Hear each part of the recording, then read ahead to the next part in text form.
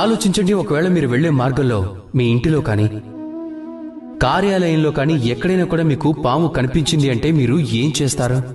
ఆ పాము నుంచి దూరంగా ఉండడానికి ప్రయత్నం చేస్తారు, లేదా ఆ పాముని దూరంగా తరివేయటానికి ప్రయత్నం చేస్తారు. ఆ పాము నుంచి ముక్తి దొరకాలని, వచ్చి మనల్ని కాటు వేయకూడదని అనుకుంటారు, అవునా?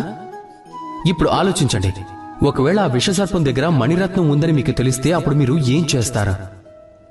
అప్పుడు కూడా మీరు అదే చేస్తారా? ఆ సర్పం నుంచి దూరంగా పారిపోవడానికి ప్రయత్నిస్తారా? ఇలా చూడండి, ఎంత విచిత్రమైన విషయం.